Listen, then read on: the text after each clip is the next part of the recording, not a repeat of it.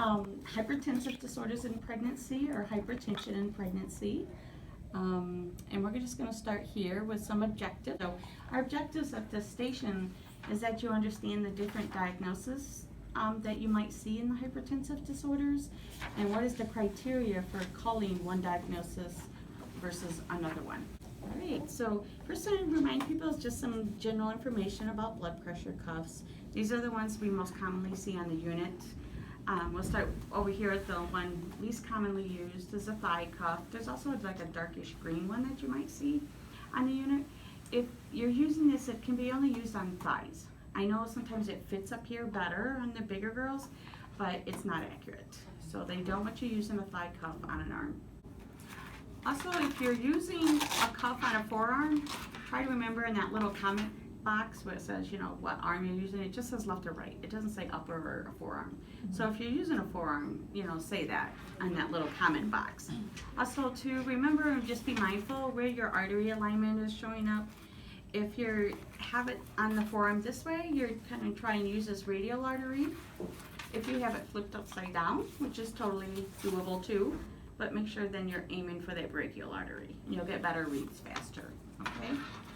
You can measure your patient's upper arm up here, and then there's a formula, and it's about using 80% of the circumference and 40% of the length. That formula then would tell you what size blood pressure cuff to use. So there is a method if you feel like you just need to be very specific, or most nurses kind of just eyeball their patient's arms and try different fittings to see if that will work the best for us. So we're going to start over here with our little graph, hypertension in pregnancy. First little circle talks about gestational hypertension. So what is that criteria that we're using to give somebody the diagnosis of gestational hypertension? You need 2 elevated blood pressures, 140/90 or higher, 2 times, either like 2 different prenatal visits or at least 4 hours apart. So if you have 2 elevations, 140/90 or greater, at least 4 hours apart, or like 2 different consecutive visits, then, and they're over 20 weeks, then it's going to be gestational hypertension. You can blame that hypertension on the pregnancy if it's over 20 weeks. Chronic hypertension, on the other hand, is you're getting those 2 140/90 blood pressure readings, again at least 4 hours apart, or on 2 consecutive prenatal visits, but you are under 20 weeks. So we can't blame that hypertension on the pregnancy or the implantation of the placenta, so we're going to call you chronic hypertension. Also, you can have a chronic hypertension patient who knows she's chronic hypertensive. She's like, I'm on lisinopril this much, and now I'm here for prenatal care. Of course, she's obviously chronic hypertension.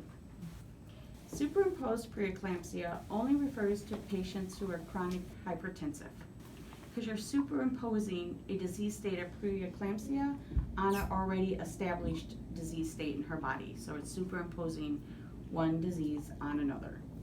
Okay, so superimposed preeclampsia is only for the chronic hypertensive patients. So what do we start, once we get chronic hypertension, gestational hypertension established, what do we then start calling preeclampsia, or preeclampsia with severe features?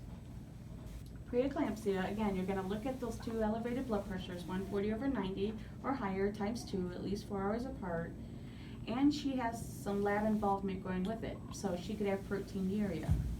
Proteinuria, by the criteria, is 0.3 or greater.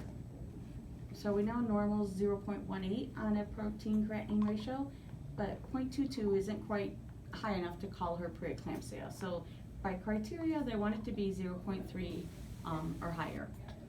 If her proteinuria is not present, she's normal on that, then we look at her platelets. Are they under 100? That with the blood pressures, we can call her preeclampsia. If those are normal, then you look at her creatinine level. If we have a previous level, say she was 0.4 last month, if she's now 0.8, if she doubles that creatinine level with her blood pressures, then we know she's also preeclamptic.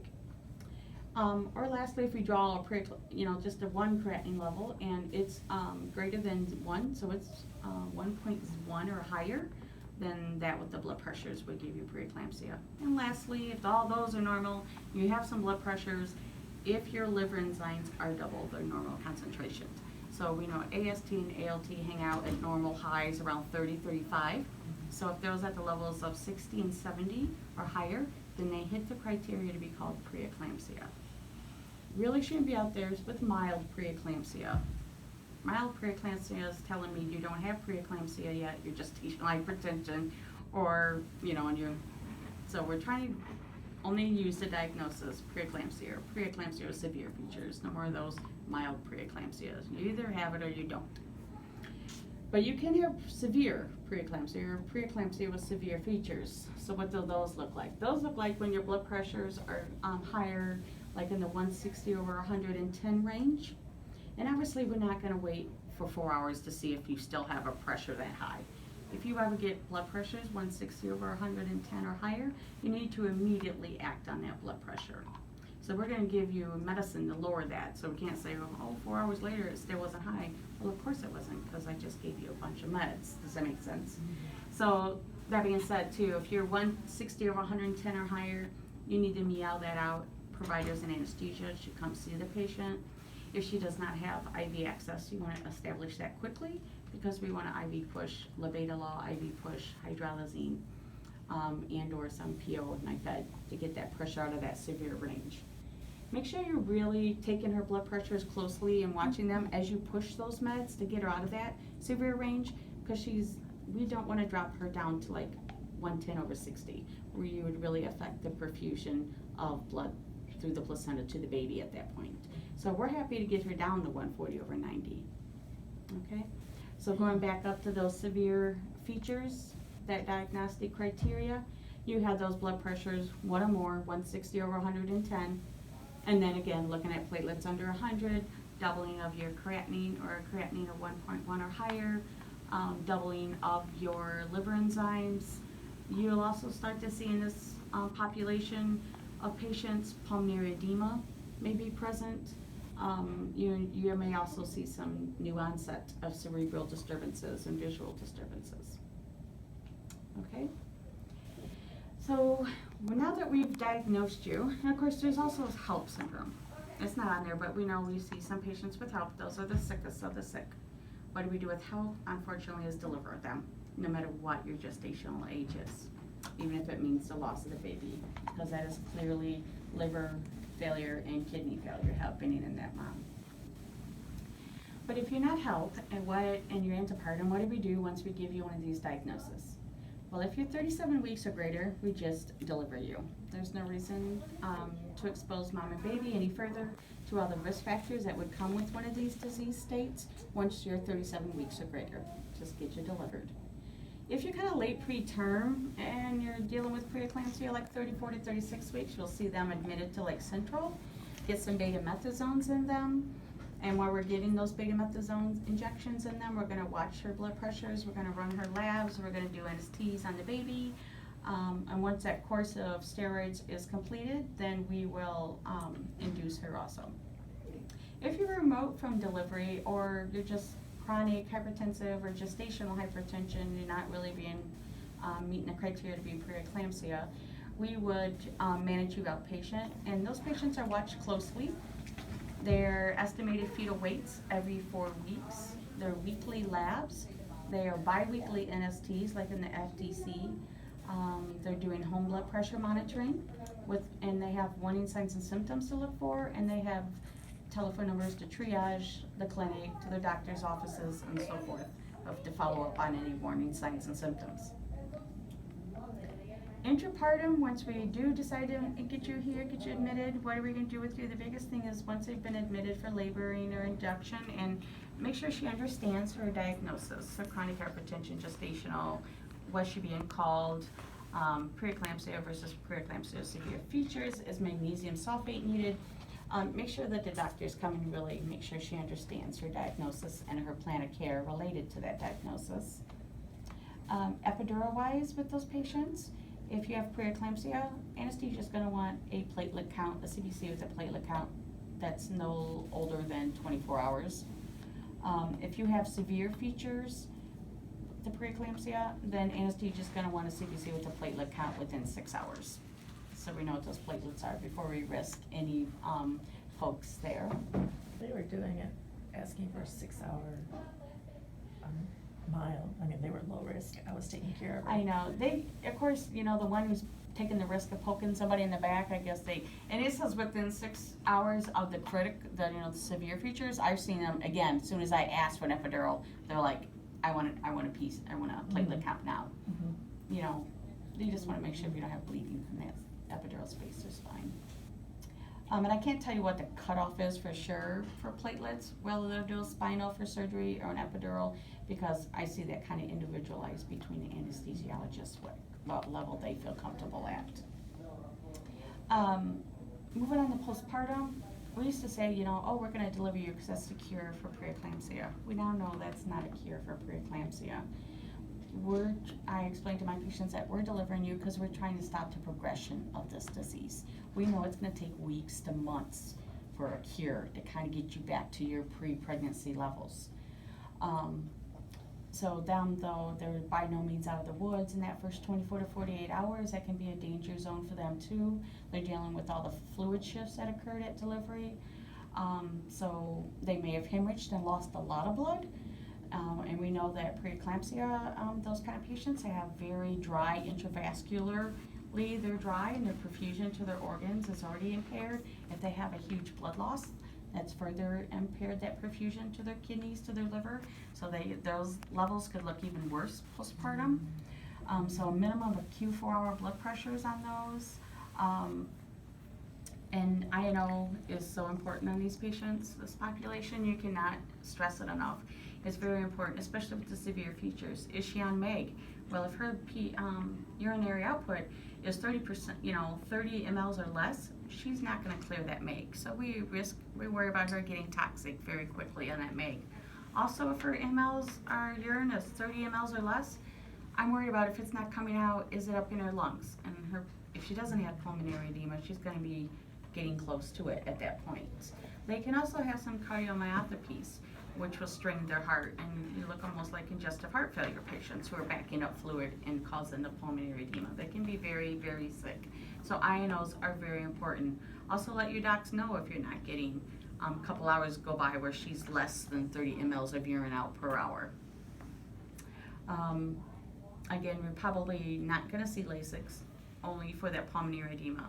We don't give Lasix to preeclampsia patients because they're swollen. That's all third spaced. Again, if you give Lasix, you're going to affect the perfusion to the organs. So we already know, again, that she was dry intravascularly. You give them Lasix, you're affecting the perfusion to their organs even more. So we try to stay away from Lasix in preeclampsia and those types of patients, but if they're pulmonary edema, obviously we have to get the Lasix. Also avoid methogen in these patients at any point if they're hemorrhaging, because it increases their blood pressures even more. So no methogen. We'll start with the IV oxytocin, IMs, and then IV bags of it, and then the Cytotec and the Hemabate last if we need it to control their bleeding. So we get them to a point where we're thinking about discharge. So if you're, especially with the severe feature, preeclampsia, anybody on MEG helps them with, we're not even going to talk discharge till after 72 hours. But if you're just say gestational hypertension and you're about 48 hours, we can look at discharge for you or a chronic hypertensive patient at 48 hours who didn't get the diagnosis of preeclampsia. If you meet some criteria, and that criteria is that you have no complaints, specifically no headache complaints in the last 24 hours, your blood pressure in the last 24 hours has been 150 over 100 or less. We haven't added any new antihypertensives, or we haven't changed or your dosing of any antihypertensive medications on you in the last 24 hours.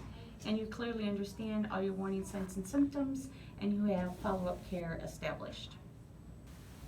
Follow-up care is if you are on antihypertensive meds, we want to see you within 7 days of discharge. And if you're not on the meds, then we still want to see you within 1 to 2 weeks. Again, this is not the population of patients that we're going to say, okay, see you 6 weeks postpartum. Okay? When you're taking your patient discharge too, we're sending them home with a blood pressure cuff. Make sure you're making sure that that blood pressure cuff that we're sending them home with is correlating with our readings. A difference of 5, a top or bottom number doesn't matter. But if it's above that, especially 10 points, that makes a big difference, bottom or top numbers. So if for some reason you can't get the blood pressure cuff you're sending her home with to be less than 10 points difference, make sure you let the physicians know that, because you might even not even end up sending her home with her if it's going to create more anxiety. It's going to do more harm than good. And I also let them know, eat, drink, sit down, relax 20 minutes, and then take your blood pressure. I get calls like in triage, like, I just took my baby to the peds visit, and then I ran to Target and Kroger but really fast, and then I came home and then I took my blood pressure, and it's like blah blah blah blah. Yeah, of course it is. How about you eat dinner, drink a couple glasses of water, sit down for 20 minutes, retake it, and then give me a call back. So let them know, you know, eat, drink, sit down 20 minutes, then take your blood pressure. Any questions on any of the things that we talked about, or what criteria we would use to call somebody one of these diagnoses? Okay, so we play a little game called Who Am I? Is it Jessica? Erin. Karen. Way away, not Jessica. Erin. Erin, honey, can you read that first one for us? And any of you guys can say the answer. I am less than 20 weeks pregnant. I have not had any convulsions, no proteinuria. I have had normal urinary output, but a diastolic BP of 20 or more. I am conscious. Okay, so she's less than 20 weeks. It looks like no lab involvement, just some pressures creeping up on her. So who would she be? She chronic. She has chronic hypertension. Ding, ding, ding. If you want, you can lift up that little lid there and see if that we're all right. Yes. Yay. All right. Michelle, you want to get that next one? I am more than 20 weeks pregnant. I have not had any convulsions, 3+ proteinuria. I have elevated liver enzymes and low platelets, and a diastolic blood pressure of 110 or more. I am conscious. I think she does. Preeclampsia was severe Yes. features. Yes, she does. Yep. She's got, especially that diastolic being 110 or greater, creeping up on her with all that lab involvement. Marilyn, you want to do that next one? I am more than 20 weeks pregnant. I have not had any convulsions, no proteinuria, normal output. I've had 2 readings of diastolic BP greater than 90 millimeters of mercury, 4 hours apart. I am conscious. So it's gestational. Right, correct. And we're hoping she's conscious, because there's nothing in this scenario that would make you unconscious. Then you need to go to the ER, right? And last, it says, I'm more than 20 weeks pregnant. I had hypertension without proteinuria before 20 weeks, but now I have new onset of proteinuria. I had my controlled hypertension until today, and now there's been a sudden increase in my diastolics, 90 or greater. Who is she? So it was superimposed. She is superimposed. Ding, ding, ding, you're correct too. All right. Any questions on any of the types of disorders that we would see hypertension-wise in pregnancy? All right, then we'll stamp you up and you're good to go. Okay, I start with the cystoscope because it's actually super easy. And everybody gets all scared about it, but it's not that bad. You're gonna spike an IV bag and plug in a couple things. All right, this is a picture of the cystoscope.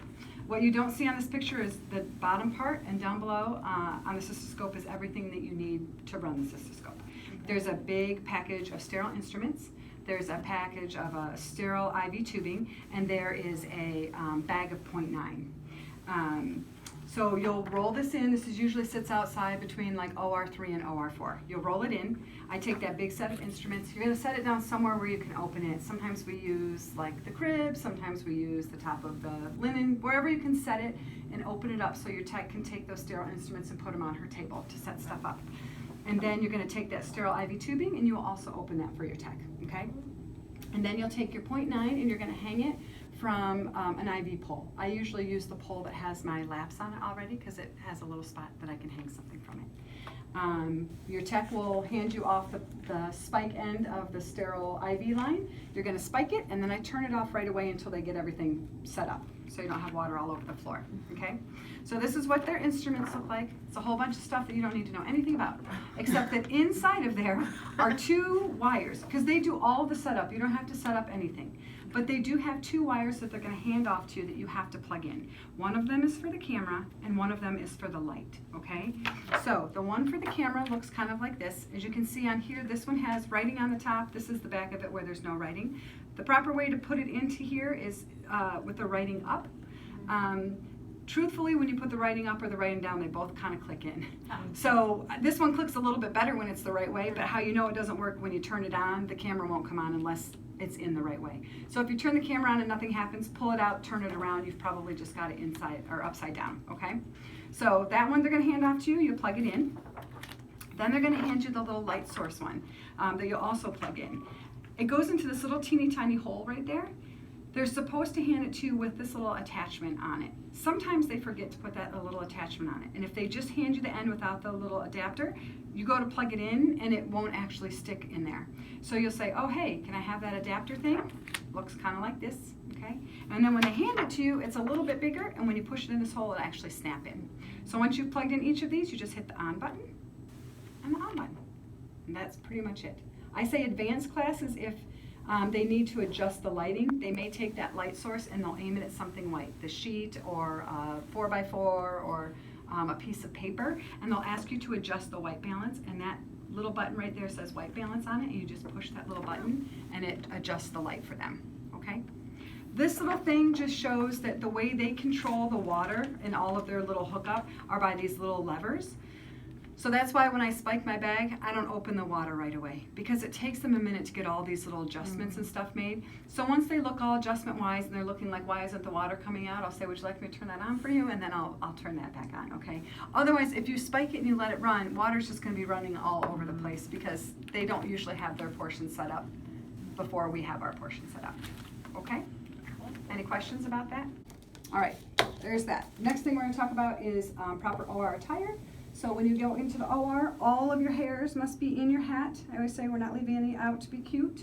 If you have any earrings on, whether they're studs or they're danglies, they have to be within your hat, okay?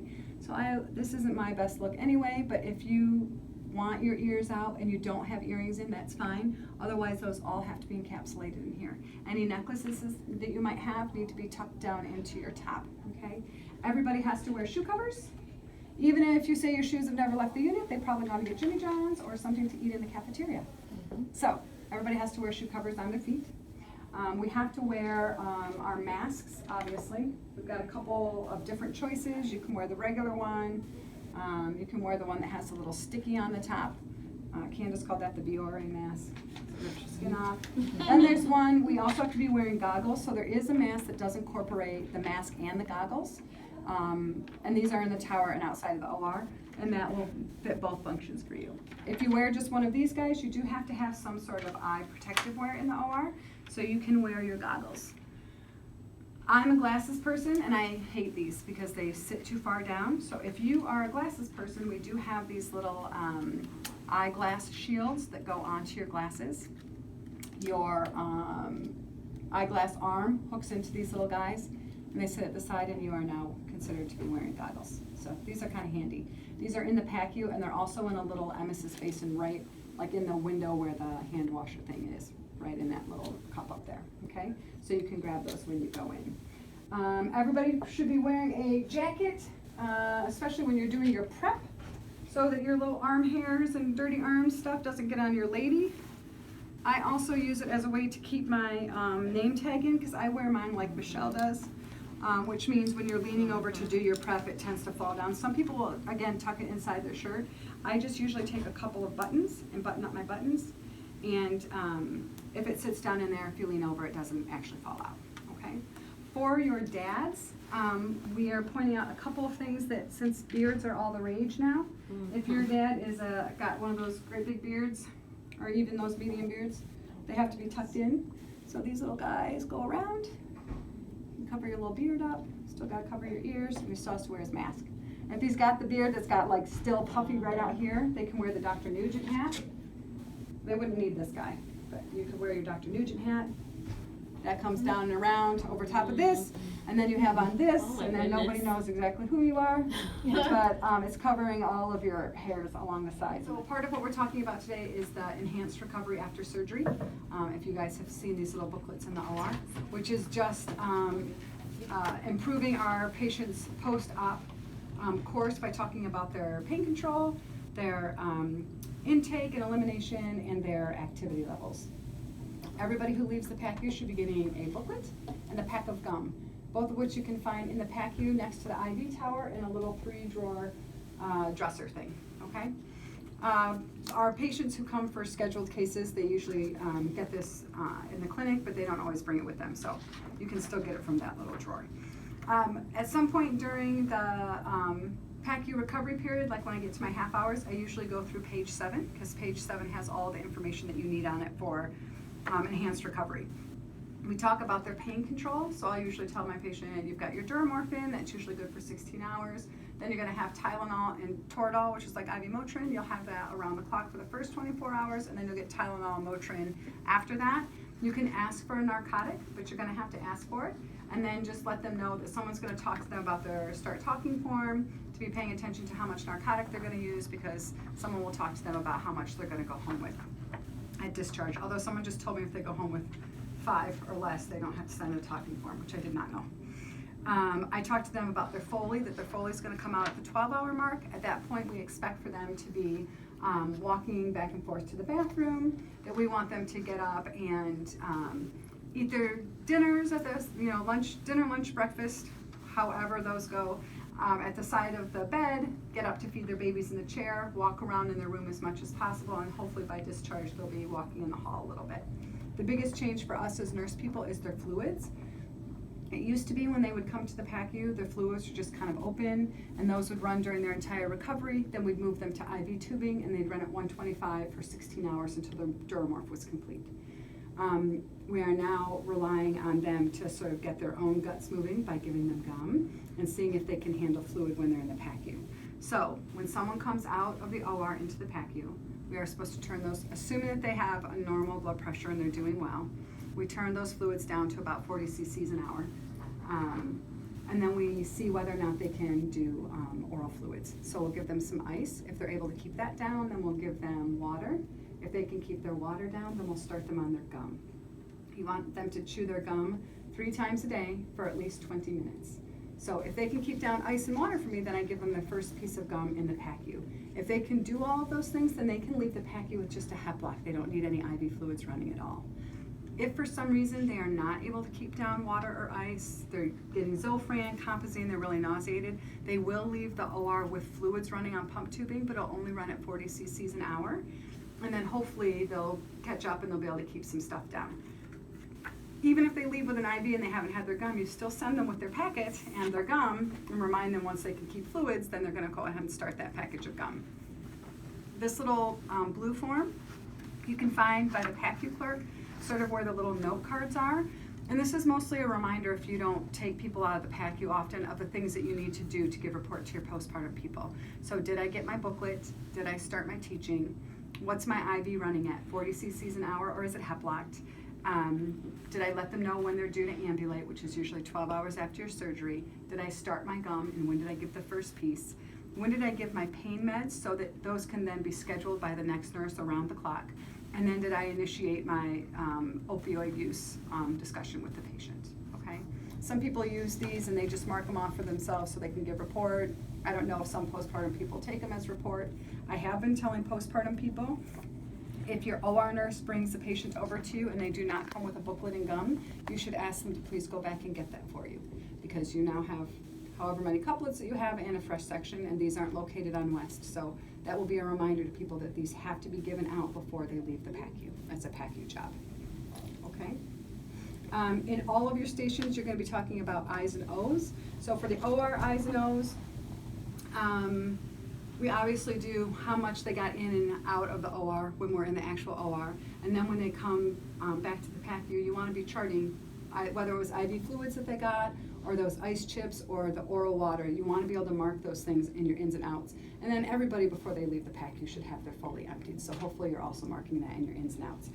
As far as for charting for this ERAS, I've been reminding people that when you go to the PACU after the OR, in your OR Navigator, if you hit this PACU tab, for your very first assessment, if you go down through all of these little tabs along the left-hand side, that sort of populates everything you need for your ERAS teaching and your phase 1 and phase 2 teaching. So like in this little grouping, there's a little GIGU button, and in that button there's a thing for ice chips. You can mark I gave them ice chips, or I marked that I gave them water. And then they have an other button, and that's where I usually put my gum. I put other, and then in the comment I put patient received first piece of gum. As far as for your phase 1 and phase 2, some of the things that we're doing to be phase 1 and phase 2 compliant that you hit along here would be the musculoskeletal, so you can say whether or not they're able to shake their legs or move their legs up and down. And then also in this peripheral neuro, where their spinal level is, so that we can know whether or not they're out of phase 1 according to their spinal level. You don't have to know T10, 12 spinal levels. If you hit this little button, it says umbilicus is T10, suprapubic is T12. So it has the dermatome built in. It has the dermatome levels on it for you already, which is really great. And if you do everything on this for your first assessment, then when you go to your flow sheets for the rest of your stuff, all that stuff should already pulled in and populated for you. So you don't have to, I don't chart this one every single time, I just do it the first time and go into my flow sheets. We've been emphasizing the events tab. So if you are in your OR Navigator, we hit events at the top, go all the way to the bottom and hit all events. That brings up your events tab, which is basically how we chart everybody in and out of the OR and in and out of the PACU. So one of the things we've been reminding people is this room ready button. If you are out on the floor and your patient's going back to the OR, if you have time before you actually wheel into the OR while you're still in your room, hit your room ready time, okay? And then close out of your charting, head back to the OR, because then when you pull up your charting and you say you're in the OR, that whiteboard tends to come up a little bit faster if you've already told them you're room ready. Okay? Before you leave out the room. If you're in an emergency kind of situation and you just leave out really fast, if you hit your room ready button a minute before you're in the OR time, like you make it 10:56 room ready, 10:57 was the time I was in the OR, that tends to make your board come up faster. It's not foolproof, but it does tend to make that work a little bit faster. Most people are good about getting in the OR, procedure start time, uterine time, dressing end time. Patient out of the OR, just remember if your patient goes into the OR, they also have to exit the OR. So most people are usually good about that with C-section, vaginal birth, not so much. So if you take your patient back and you say she's in the OR, regardless of how she births her baby, she has to exit the OR or she doesn't come out of the whiteboard. And then the OR is still full with that patient, okay? You're gonna start seeing these little signs hanging up in the PACU about phase 1 and phase 2 discharge criteria in the PACU. This is the same work that we've always done, but we're now separating it into phase 1 and phase 2 like they do down in all the other ORs. So this first little box, these are all the criteria you need to meet in order to be phase 1 complete, and these are all the criteria you need to meet in order to be out of phase 2. Most of these things are, like I said, things that we already do. Your respiratory rate has to be normal, no oxygen, your temperature's good. Cardiovascular wise, that's why we have people on the monitors, so that we know your heart rate's doing well. Nobody called you from downstairs to say you're in an abnormal rhythm. Neurologically, you're intact. Your surgical site looks fine. The new ones have a little thing for your reproductive, your uterus is at an acceptable level, your bleeding's not greater than 250. Pain is under control, nausea and vomiting is under control. Normally, for most people, the reason they stay in this phase 1 the longest is that dermatome level. So they have to be T12 or below. So that's usually about the end of that first hour, you start pushing on your patient's tummy and they start getting really painful, right? That's because they're no longer numb up to their belly button, they're numb a little bit further. And usually by then they can kind of wiggle their legs a little bit more. Maybe not pick them up, but they can at least give them a little wiggle. Most people spend about an hour in this stage, okay? Some are a little less, and there are some people who come out who aren't very stable and they might spend a little bit more time there. But this will you can check these off and see that you meet all of that criteria. And then you'll go to the phase 2 criteria for that second hour or however much time. Make sure that you meet those criteria before you exit the OR. So what I've been telling people, when you arrive into the PACU, you will say you are phase 1 start time now. When you meet all of these criteria in this big box, you'll say you are phase 1 stop time, and immediately you'll begin your phase 2 time. Once you meet all these criteria and your lady is ready to head over to her room, that would be a phase 2 stop time. To get your lady completely out of the OR so she no longer lives in the PACU, when you exit the OR, you have to hit this complete button. Otherwise, she still sits in the PACU for however many days it takes us to realize that she's not out of it, and we have to go back in and click her out. What I've been telling people is if you hit in your OR Navigator, there's one more tab all the way to the right. It's called phase 2 and discharge. If you hit that button, it brings up this cute little box, which will say, oh, hey, you forgot to do these timeouts. And you'll go over and you'll be like, oh, that's right, I forgot to do those. And you'll hit those phase 1 or phase 2 or whichever thing you've skipped. And then it will, then you'll be compliant. This doesn't stop you from exiting the OR. Or if you didn't do the stuff, your lady could still go out. It's just that she never leaves the OR. She's not discharged from us the way that she's supposed to be discharged from us. Here we are, we're going to talk about postpartum hemorrhage and the new kind of steps that we're going forward with it, so to make sure that we're on the same board and the same page with the doctors as they're going through with it. They made a bunch of big posters for us and talked about all the different stages of the hemorrhages, and they put it up all over the nurses station.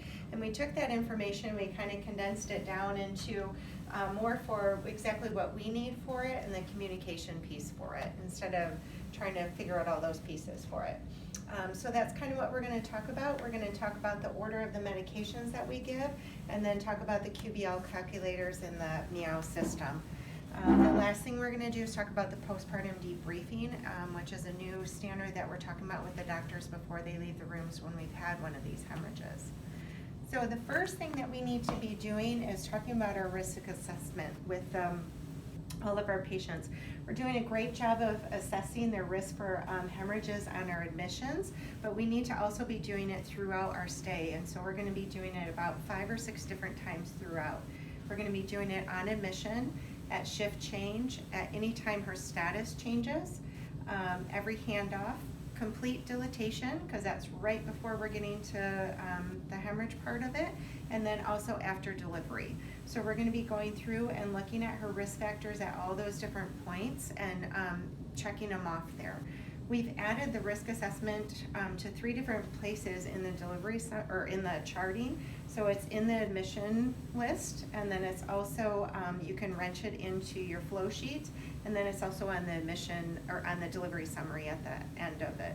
Not the delivery summary, on the delivery record, on the right next to the QBL calculator. There's postpartum hemorrhage there. So as we're looking through it, it depends upon what level of risk factors that we have from what we're doing for these patients. So it's a good idea that everyone's on the same page. And so as our risk factors potentially could change throughout her stay here, we need to be talking with the doctors and letting them know that her risk factors have changed. The doctors are looking at this at admission, but they're not looking at it throughout her stay. So if it changes, we need to be notifying them and also charting that we've talked to them about the change for them. Low risk factors are just like our normal routine care for our patients. And for her, the only thing that we need to be watching out for is to make sure that we have a type and screen ordered. She doesn't necessarily have to have IV access at this point. Once she gets into the medium risk factors, or these yellow areas, she just has to have one of these to be a medium risk factor. As we're looking at the medium risk factor, she just has to have one of these to be a medium risk factor. And with the medium risk factors, you want to make sure that you have a type and screen active for her, and that you're also looking at getting IV access. These patients are potentially bleeders, so we want to catch them before they start bleeding. Anytime she gets 2 or more of these medium risk factors or one of the high risk factors, she's down in this red area. And these are people that we know are going to be bleeding, like they're higher risk for bleeding. Once she gets down into this higher risk factor, we are getting type in crosses on her, and we're talking to the doctors about whether or not we want to have units up on the floor for her. High risk factors are like previas and platelets underneath 70,000, things like that. People like that we know are going to have potential problems with these hemorrhages, so we're going to want to make sure that they have at least 1, if not 2, large bore IV accesses. And we're going to be talking with anesthesia when they come in to do their evaluations, like, hey, these are high risk factors. We want to make sure she has IV access for it. Okay.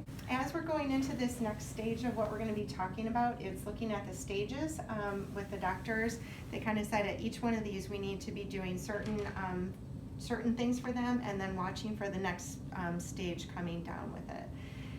And we also have the communication piece of it, when we want to be talking to them, when we want to be notifying out to the doctors.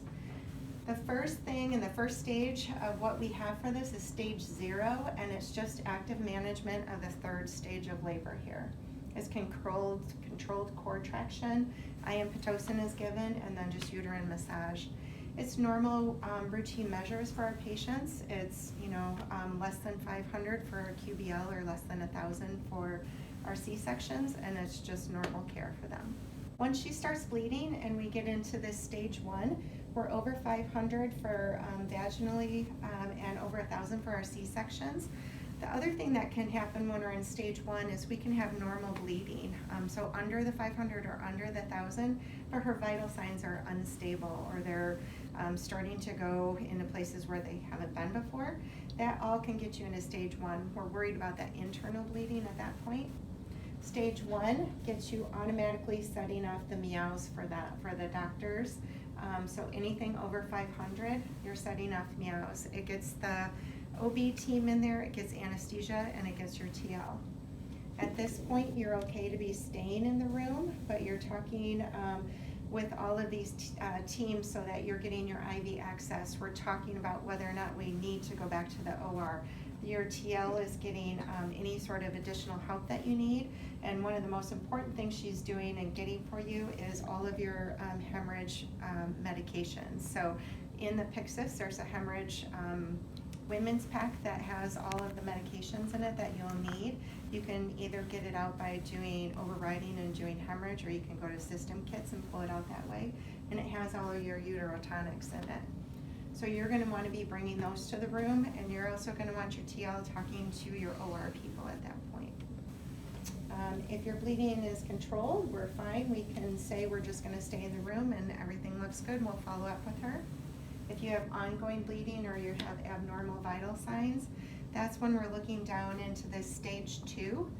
Stage 2 is anywhere between 500 and 1,500 QBL as we're bleeding, and any more instability of your vital signs. So this is somebody that is worsening and worsening with our bleeding. We are looking at going to the OR at this point. We're not looking at staying in the room. We're setting off the mobile, the MTP. We're looking at the blood transfusion, getting the pack up here for us. We're getting labs for her. We're probably drawing blood on her.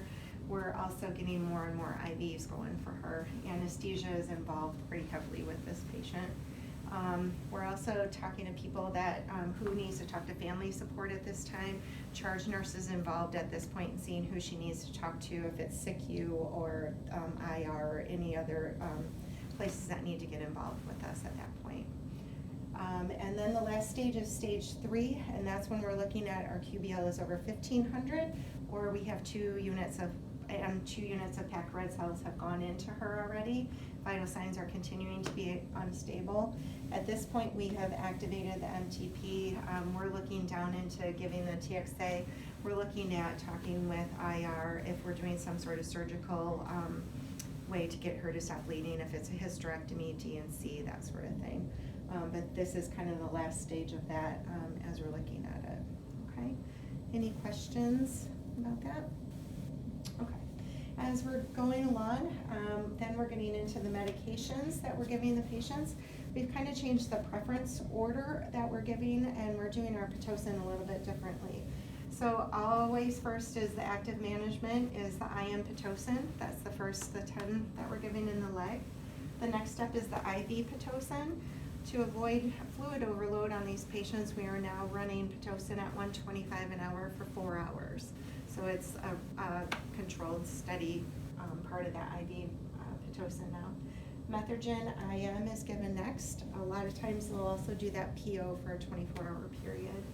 Cytotec is per rectally still. And then we go into Hemabate, which is also an IM medication.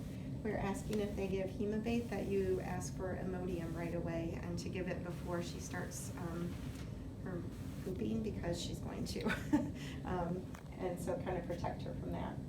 Once your uterotonic medications, you've given all those and she's still bleeding, it's not necessarily her uterus anymore. We're looking at her blood. That's the problem, that she's bleeding. So now we're looking at giving the TXA medications, and we're looking at giving the fibrinogen. We've gone back and forth with anesthesia about the TXA, and anesthesia is now giving that TXA dose. When she's having an active bleed like that, they are the ones that can get it up here faster, so that's for them to give. So that's kind of the order of everything.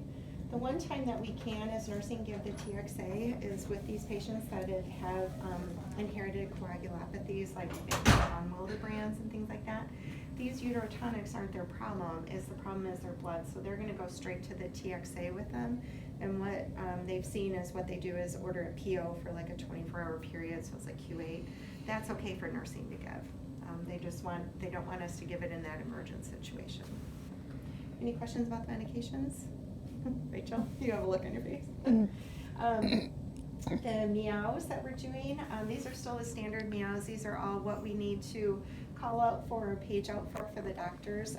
This gets the OB team anesthesia and your TLs. They've added our blood loss onto that, so our cumulative for 500. And then the new thing that we're doing is they want to know about any additional postpartum bleeding of 250 or more. So your patient, she has her delivery, we go and has her whole recovery, we bring her over here. 10 hours later, you walk in and she's in a big clot, you measure that clot, and if it's over 250, we are going and sending out meows for that patient again, and then we're going back in and starting in the QBL calculator, and that gets put back in there. So her QBL after recovery is like her normal QBL. It could change if she has some sort of bleeding in there, and we want to start capturing that, and we want to start notifying the doctors about that. The techs and aides, they can go through, if they find the patient, they can weigh the pads and they can do all that, and they can fill out the QBL calculator also. Okay? Thank you for jumping in and being videotaped for us. These are the objectives for the station. They're also on your paper too. So OBI is something that you might hear being talked about more because we are one of 73 hospitals that are participating statewide. It's a Blue Cross funded pay per performance initiative. So if we lower our primary C-section rate, the hospital will get a bunch of money for doing that. They're only looking at a specific population when they say primary C-section. It's called the NTSV rate. That's nulliparous term singleton vertex. So if it's her first pregnancy but she's breech and needs a C-section, she will not count towards that number. Our number currently is 28.9%, and the goal is to be under 23.9%. There was two options that we could choose from, well, Dr. Langen could choose from. She's the head of this. She chose option A, which emphasizes the timing of admission and shared decision making and support in labor. So part of that is going to be this labor partnership document. Right now it's kind of in a trial phase, so only a few patients have it, but eventually it's going to be finalized, and no matter what provider she sees or what clinic she goes to, she will have this, so we will have to look for it on admission. All it is a cute little birth plan with some check boxes.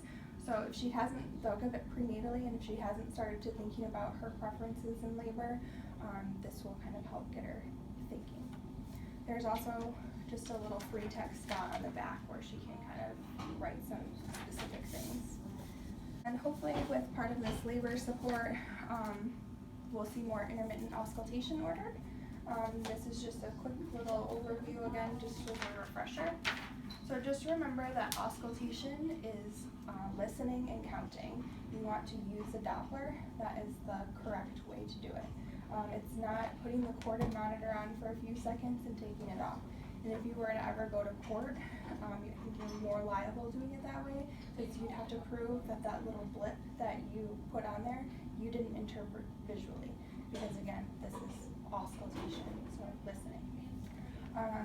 You're going to palpate for contractions, and then you'll also palpate mom's pulse just to make sure that you have two people that you're hearing.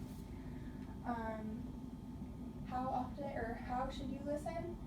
The multi-count method is the most accurate way, and that's going to be 3 10-second counts separated by 5-second breaks in between a contraction. That's kind of how you're going to get your baseline range. So you'll put your Doppler on, listen for 10 seconds, then you're going to multiply that number by 6, and if you're like me and bad at math, it's going to take you 5 seconds to get that number, and then you'll have your 5-second break. You also want to listen at the peak of a contraction all the way through 30 to 60 seconds after. That will help you identify any bleeds. Of how often you listen depends on her where she is in her labor. So the latent phase, you're going to listen every hour. When she becomes 6 centimeters or active, that's going to be every 30 minutes. Passive descent of second stage is every 30 minutes, and then active pushing is every 5 minutes. You also want to listen in before or after she comes back from walking. If they do a vaginal exam, if she ruptures on her own, or they rupture her, or any new vaginal bleeding, or at any time that you feel is clinically indicated. And just remember, you're always following your orders. So if she goes on Pitocin or gets an epidural, she no longer qualifies for IA. If she is a VBAC mom, she also is recommended for continuous monitoring. And then narcotic administration is actually not a contraindication for IA, but you might have a specific conversation with your provider that they want an NST after or to be on for an hour after. And then, again, you're going to follow what they say. So the charting is also a little bit different. Let's see that. So when you first go to chart it, you'll do fetal heart rate assessment method, and you'll click intermittent, and then these rows will populate for you. So your baseline range is going to be the lowest and highest number you get for those 3 counts. Then there is rhythm. The choice is going to be regular or irregular. You're always going to chart regular. If it's irregular, she's not a candidate for IA, so she would be on continuous monitoring.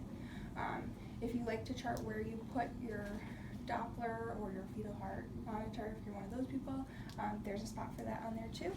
And then you cannot call it an accel because you don't have a baseline, so you can call it an increase, and then you can chart present or absent, and then decrease present or absent. So if she's having earlies, you can either say that you're pretty confident that you know it's coming back up before the end of the contraction. I would probably make a comment if you're clicking decrease present and make that comment. You can't spell out early, but you can write out what an early is, right. A gradual decrease. If you're ever not sure, you can always put her on the monitor, watch a few contractions. If they're earlies for sure, then go ahead and take her off and resume IA. If they're lates or something else is going on, you're going to keep her on the monitor. You're going to try and fix that problem, and then you're going to also notify your provider. So you can say, FYI, we were doing IA, I heard some decreases, I put her on the monitor, she had 3 lates, so I have her on continuous, I'm giving her a bolus, and then you want to find out what the plan is. Like, can she ever go back to IA? Is she on continuous now forever? So again, just making that open communication between nursing and providers.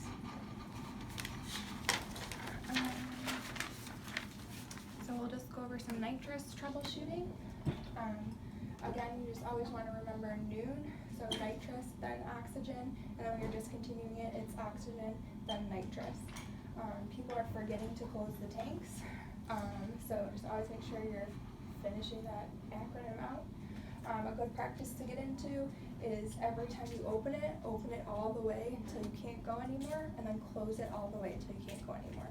That prevents, any issues when the next person gets it and they're opening it, but really they're closing it, and then it's alarming and they don't know why. And then just remember, it has its own suction tubing. The suction tubing is in the pink package. It's longer, and I believe it's a little bit thicker than regular suction tubing, so that's why it's special. And then again, with the mask, she puts the mask over her nose and mouth, and she's going to breathe in and out through the mask.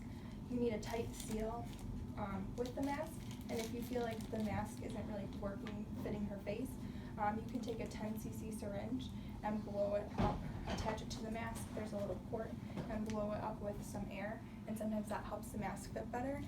Also have had some patients say that it kind of decreases the claustrophobia feeling because it's a little bit separated from her face. And we'll talk about birth balls and labor support. So this is the most common size birth ball or peanut ball that we have on our unit, but you want to make sure that you're remembering that the peanut ball goes by height. So you want to make sure that you have the proper size peanut ball for your patient. This one is actually for, I believe it's moms that are under 5'4", so a lot of taller moms bigger purple one. And again, if you look at this peanut ball positioning chart, it really shows how, like, this is what the peanut ball is meant for, is to open the pelvic outlet. So you really want her leg to be over. And if it's a tall person, it's not going to really do it on this. We also have, this is called a cub. It's in use, both chambers are inflated, and then she can use it with or without an epidural.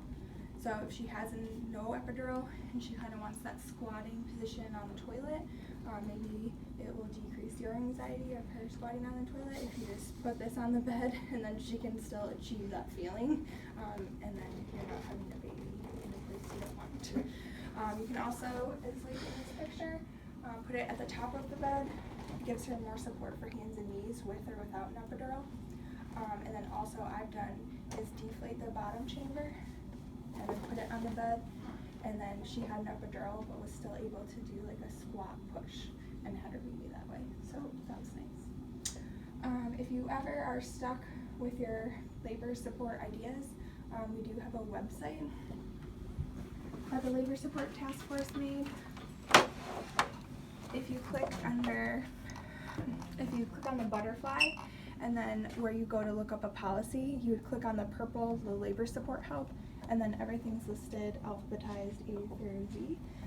So maybe if you have been on postpartum for a while, and now you have a labor again, and you wanted to do a different position with the peanut ball other than just side lying, instead of walking into the room with that card, you can just pull it up on the computer, and then you can kind of discreetly glance at it. Objectives here are to describe the components of the ERAS book in the postpartum period, including shared decision making and utilizing it for discharge. Also explaining the safe bladder zone parameters and interventions needed if a patient is outside those parameters, and for the newborn, identifying the physiological responses to hypothermia and hypoglycemia for term infants. Two of the new things that you've heard probably before, that we're doing I's and O's from admission to discharge on everybody. And a change in the pediatric world was we're going to do the head circumference and length now at birth, or with the weighing of the baby and the meds. So pediatric has driven that. It says February 4th. Okay. And so that's a change. Yep. In the ERAS book for postpartum, we're going to talk about pain control. They should have began the conversation in the PACU, but we continue the conversation about giving them Tylenol and Motrin around the clock and adding the oxycodone if they need it. We also start talking about, if they're taking the oxycodone, how they feel about going home with medication and what they think they are going to need for home. The provider makes the final decision on that. We talk about chewing the gum, and I'll chew the gum 3 times in the first 8 hours in between meals, and that's to get their digestive juices flowing when they're not eating. And also we talked about decreasing their IV fluids. They'll come either hep-locked or we'll hep-lock them shortly after. We also talk about moving around more, getting up for their meals and sitting up in the chairs, in addition to getting up and going to the bathroom and standing and dangling during the postpartum period. And that's the ERAS book, and it comes with the gum usually with the patient and the teal card that the nurse hands off with. Usually that just says that they've talked about the ERAS book, that they've been hep-locked, that they're due to dangle at a certain time, that they've started the gum, that we've started their pain control and the last time they've had their medicines, and that we've talked about the shared decision making with them. Any questions on that part? Okay, the other part that we're going to talk about is the safe bladder zone. So we want patients to ideally pee between 200 and 500 cc's, and if they do, they get sent on a shorter path. We just ask them to pee every 3 hours then, and we're checking their fundus when they get back from peeing to make sure that they're not deviated and that they're at the midline. If they pee less than 200 or more than 500, they get sent on a different path that's a little bit longer. So at that point, if it's less than 200, you'll then perform a bladder scan. If the bladder scan is less than 200, then you'll have them attempt to pee again in an hour. If the scan is more than 200, we ISC them, and then we attempt to void again in 2 hours. We want to make sure the patients are attempting to void at least 3 times in the first 8 hours. The path for over 500 is exactly the same.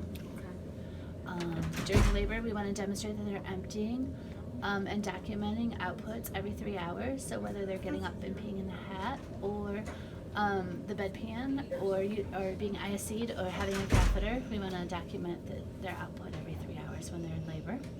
And whenever we cath somebody, we want to have a provider order. If they have a procedure in the PACU, we want to go ahead and make sure that they pee between 200 and 500 at least once prior to discharge.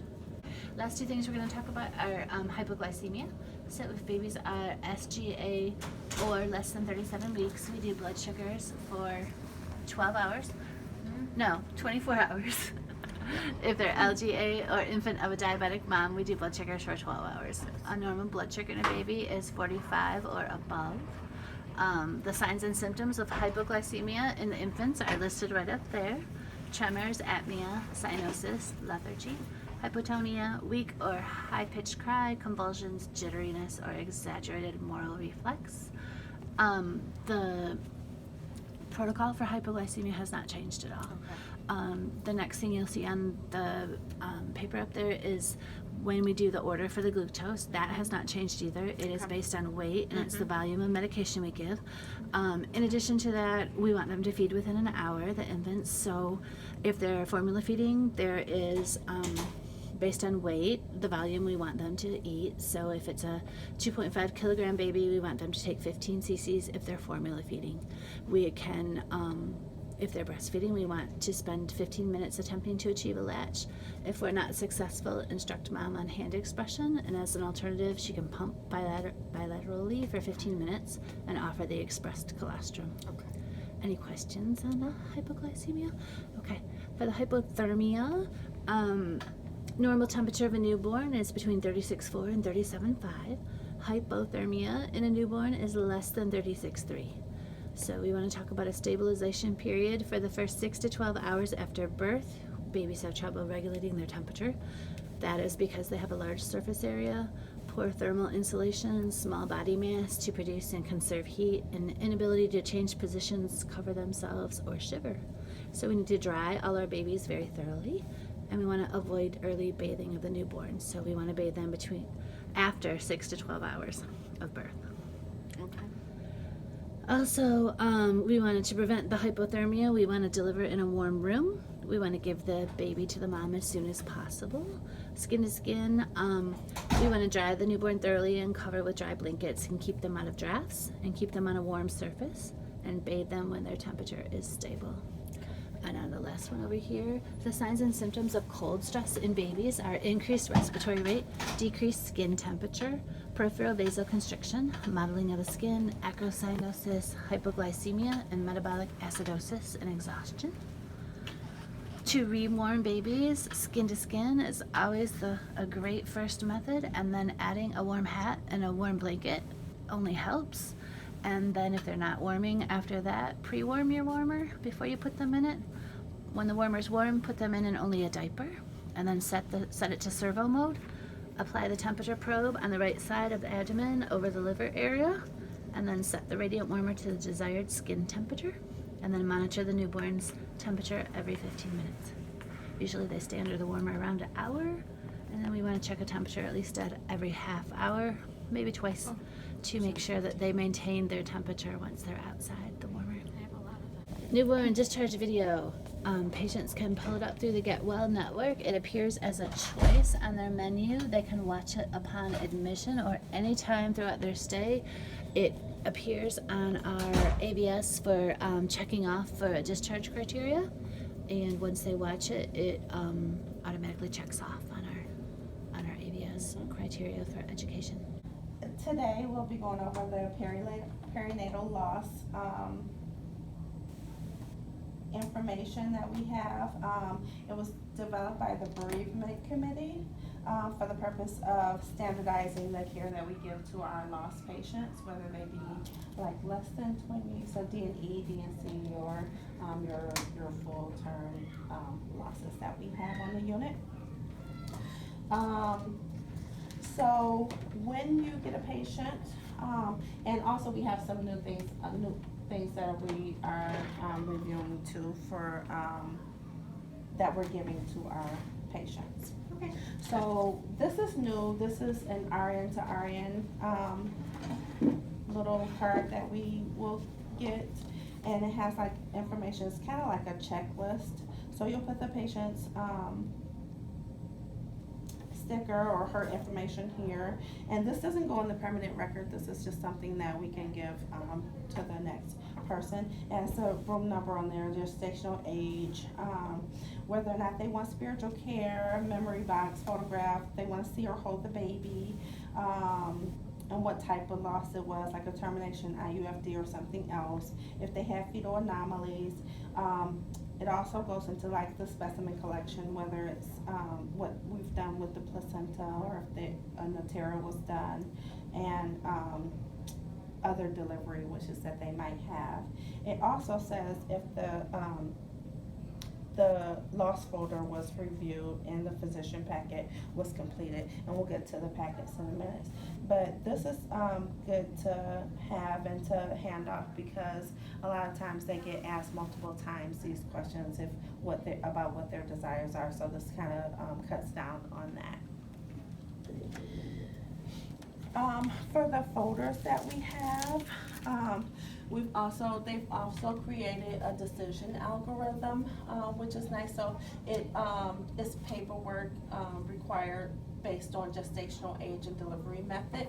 So it kind of walks you through what folder you'll end up with and how those decisions are made. So like, for example, for a surgical MVA, DNC, or DNE, was it a stillborn? Yes, then they get the blue envelope. No, it was a live-born and subsequent demise, which is rare, then they get the red envelope. And it walks you through each scenario that you might have. So it tells you it leads you to like which folder that you should utilize. And these folders, the physicians are the ones that get them from the clerks. So they should already have a folder. We are, though, double checking to make sure that they have the appropriate folder, just because there have been instances where the wrong folder was given to the patient, and we don't want that to happen, because it also tells us on here like where everything goes. So we want to make sure that the patient's wishes are abided by too. So the folder has the information on the bottom. Like, it's nice because it has like which paperwork goes where. So like, this is placed with the remains, what's placed with the remains, what goes with the specimen, whether the placenta, wreck, or whatever, what's given to the patient, and then what stays in this folder. And this folder is kept in the boardroom with the physicians.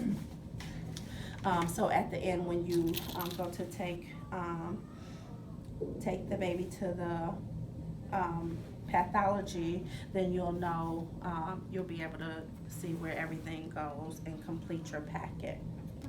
Also, we have the disposition of fetal remains and paperwork, like for which folder you have what, where everything goes. But that's the same information that's down here, so that's nice that it's placed in both information. Those, we're trying to see if we can have that in the loss room, but it is in there in the binder that we have in the loss room as well. The next thing that we have are the folders that we will give to the patients. So these are new, and this is something that we're offering to like their early losses. So a patient that might be in triage that loses, that has a loss, or the patients that might go to PACU, like the DNEs and things like that. They'll get this folder, and then we're offering them this box. These are pre-made boxes. The bereavement committee wanted to standardize the what we give to the patient, so that if they go to like a support meeting or something, they're like, oh, we got this. When we went to the hospital, we want everybody to be treated the same and feel the same. So we have these packets that we are giving to the patients, and it has like bedtime tea and forget-me-not-seeds that they can plant, as well as like a heartstone and a elephant bracelet. And then like a little hat and blanket can fit in there as well. So that goes with this folder. And this blue folder, it has the same information in it as the purple folder. The difference being we don't offer those patients for, it's not really appropriate for photographs, so we are just giving them the sheet for follow-up care. So this lets them know, like, we have to ask them, like, if it's okay for us to follow up with them afterwards, and our bereavement committee does that, and they will follow up with them at 1 month, 6 months, and a year. So we offer that to them, as well as information regarding educational resources, workshops, and support groups. They may get a phone call from the nursing or social work or pastoral care to offer condolences. So it kind of walks them through what the things that we might offer as well, like the walk to remember and things like that. For the purple folder, if you give them, it has on there the photographs. If they give permission for photographs, then we're allowed to take them. We have a new camera and printer, so that's nice that we have that now. And you just have to remember not to leave the photos on the camera. You have to delete them from the camera. And there's also a memory card, make sure it's not left on there. If you do print it off, we have these little photo frames that you can use to make sure you take this out of there in case you, like if you put some footprints in the frame, or just leave the frame for them to put whatever they want to put in there. So that's the photographs. We also have, we can offer them Now I Lay Me Down to Sleep to take photographs for them. So we can contact them on the patient's behalf and ask them for that service as well. But just remember that they have to sign if they want the photographs taken. Some of the other things that we have that's new is the certificate of life. Certificate of life. We honor the brief life of whatever the baby's name is, who lives in the hearts of the parent's name, and you can write on there. But we also they've sent a template for if you want to go on there and print it and type in the name. And this one you probably are already familiar with. It has the where you can make the handprints, and we're getting the inkless paper now that you can do the handprints or the footprints, and we're offering the lavender. That's new for us as well. So if the mom wants to smell it, it's supposed to be calming. The only thing with this is it's made out of coconut oil, so if they have an allergy, you might not want to give them that. And then we have this for like if they're old enough to have like a lock of hair or something, you can place that in there. We also have this that you can place water in for baptizing if they choose that as a service. You can contact spiritual care if you don't feel comfortable doing that. We have the teddy bears. We have some of this ribbon that we have if you want to make a bow for your box as well to make it look a little bit better. So we also have a little scenario to go over so that you can kind of familiarize yourself with like the choices that are made. And this actually happened to a patient, so you have to be really careful, and that's why we want you to make sure that the correct envelopes are chosen. So Mrs. Jones, we'll call her, presented to our hospital with a triplet pregnancy complicated by demise of baby A, and she was at risk for preterm labor. They attempted a cerclage, but it couldn't be done. So she progressed into active labor and delivered baby A, while B and C remained in utero, and we worked to keep her comfortable and buy more time in utero. Unfortunately, she later developed choreo and P prime and progressed towards delivering both baby B and C live born. She expressed wanting no autopsy for B and C because she felt confident knowing that their cause of death was due to her infection and severe prematurity. However, she did want to have an autopsy on baby A to determine the cause of her demise. The paperwork was filled out by the physicians as followed and transported with the fetal remains to pathology by the RNs as followed. Baby A was given a green folder with consent for autopsy. This paperwork was then photocopied to be used for baby B and C. As a result, all three of them received an autopsy against the patient's desires. What went wrong with this? Well, for one, in the case of multiples, each fetus should have its own loss envelope and paperwork. So baby A was correct to have a green folder, but baby B should have its own set of loss paperwork that would have been a red envelope due to its being born with a heartbeat. And C also needs its own set of loss paperwork to identify itself and required a red envelope also. So you should have 2 red envelopes and 1 green envelope, each baby having its own envelope and own paperwork. I need to wait. So just make sure, it's really important, especially to make sure that the patient's wishes are carried out. For your documentation, there are 2 flow sheets that can be wrenched in under my chart for the flow sheets, and that's the perinatal loss and the loss checklist. And that also kind of makes sure that the next nurse can follow that as well to make sure that everything is done. Like if you don't have this as well, like did they hold the baby, was the paperwork completed, did the baby go to the morgue, things like that. In addition to that, we have the care plans.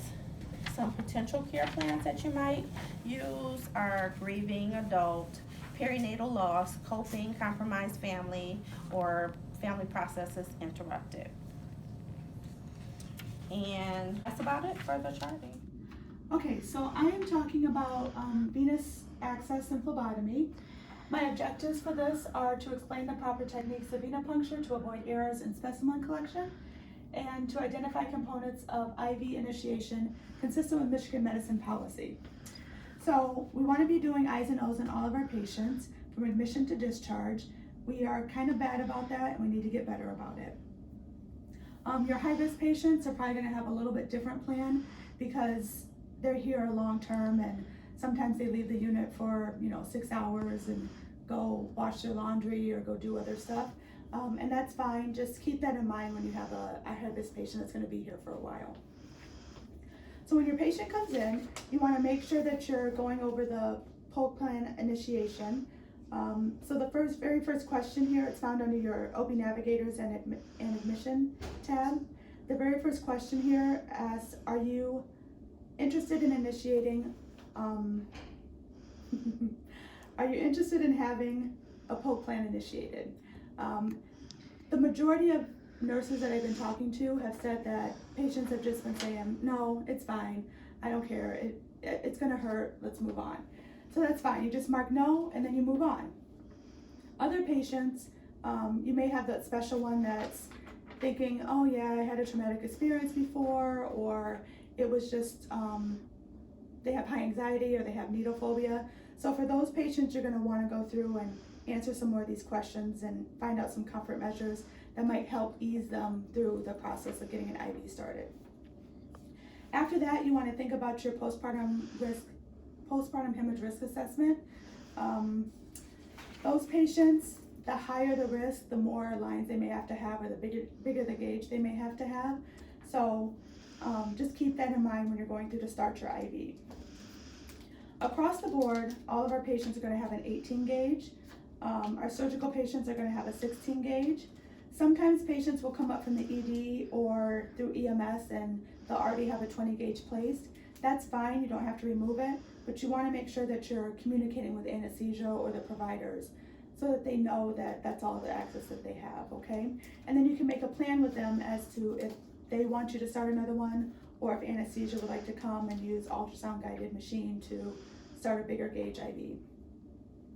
So we talked about charting in your poke plan, in your postpartum risk assessment.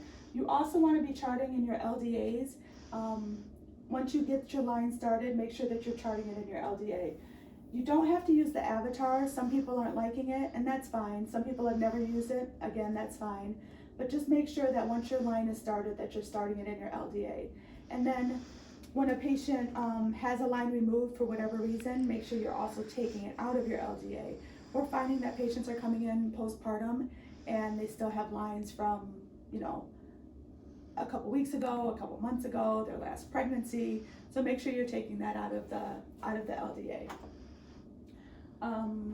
The next thing I'm going to talk about is labeling. Once you get your IV site and you have your tegaderm, there's a little label that's across the top of your tegaderm, and you want to make sure that you are labeling it with the date and the initials of the provider that started it. Anesthesia is not the greatest at doing that, so just make sure that they do actually do that when they, if they come in and start it for you. A thing about vascular access, about our peripheral IVs right now, is that we no longer have to keep changing the site every 4 days. That used to be a practice. Now Michigan Medicine is saying that your IV site, your peripheral IV site, is good indefinitely. So once you get it placed, make sure that you're assessing it every shift, meaning every 8 hours, not every 12. So make sure you're assessing it every shift. It's flushing well, and there's no signs of phlebitis. So that's great. That's great for our induction patients that are here for more than 4, 5, 6, 7 days kind of thing. A thing that hasn't changed though is that our IV tubing, the tubing is only good for 72 hours. So you want to make sure that you are flagging, that you're labeling your IV tubing. We're really, really bad on this unit about doing that, and we need to be better. Our IV fluid is only good for 24 hours, so make sure that you're putting a label on that as well. So 24 for IV tubing, for IV fluid, 72 for IV tubing, and then your IV site can be left in indefinitely as long as it's looking good clinically. That's it for the IV portion. As far as phlebotomy, we are getting a lot of specimens that are hemolyzed down in the lab. So to change that and to make our practice a little bit better, we are now going to be changing over to a 2-poke system. So once you get your IV started, you're done with that. But your IVs, once you get your IV started, you then have to do a second poke to get your labs drawn. Okay, so we're using a butterfly or a straight needle. It prevents the likelihood of the cells breaking down if you use 2 separate pokes and 2 separate sites, okay? So think about that, but go back and assess your patient. If they're really gonna be high anxious, then you wanna try to figure out the best way to obtain both their labs and get their IV started for them, okay? Another way to prevent it is to only keep the tourniquet on for a minute at a time. So you can put it on, assess the site, take it off, go do other stuff, and then come back and actually do your poke for your blood draw and for your IV. It's the same. You only want to keep it on for a minute at a time. The next thing you want to think about is the order of the draw. And we have this nice little chart here, and we have these nice little cards. We can get you one of these cards. But for our unit, we're mostly only drawing our CBC and type in screen. So it's usually just a purple and a pink, and in that order, purple and then pink. A lot of our patients are high risk, or hypertensive right now with the new guidelines. So you want to make sure that you're drawing an extra tube, a yellow tube.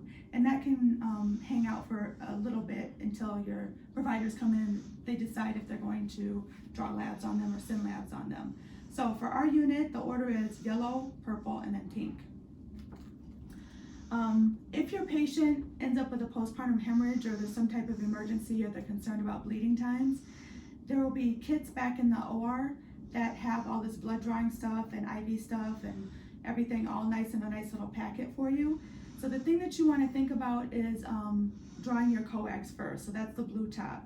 The blue top has to be drawn before anyone else, any of the other ones, because of the fluids that are in it. They don't want any mixing. And the other thing that you need to think about is that there's a line on this tube. It has to be filled up to that line. If you don't get it filled to that line, don't even bother sending it down. They won't accept it, and you're gonna have to draw it again anyway. So just think about that if you have a postpartum hemorrhage, drawing your coax first.